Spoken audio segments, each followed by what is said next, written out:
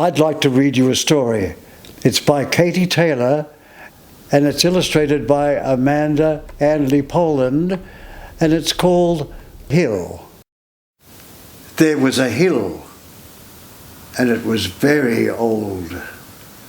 And there the ancestral spirits lived and sent out a silent call. On that hill there were orchids and grasses and daisies, wild cherry and stringy bark eucalyptus whose leaves waved in the wind. There were kangaroos and wallabies, echidna and blue tongues, speckled warblers, kookaburras, peewees, magpies and ravens. The rock and the soil on the hill were rich with ochre, red as fire, and the earth was dry in the summertime above the valley where a river ran. People came to the hill. They called themselves Ngunnawal, and they came to hunt for food, to gather rich ochre, to meet and talk. They lit fires, and they danced and laughed, and they told their stories. And so it was for a very long time. Then new people came to the hill. They had names like Ainsley, Moore, Campbell and Lanyon. They farmed and they built, and where there had been kangaroos and black snakes, now there were sheep and horses and cows.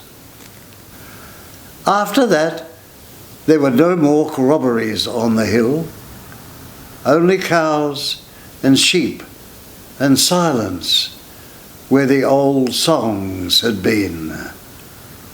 The new people named the hill Gossan, which means iron hat, and below it a city formed in the valley, and the river became a lake. And still the birds sang on the hill, and the kangaroos grazed. The city grew, and the people wanted a new place for their children to learn. They needed to find a place to build it. They chose the hill. They cut down the stringy bark trees by all the side of the hill and dug up the soil and grass. They built a school with brick and steel and concrete. They named it after a man from England.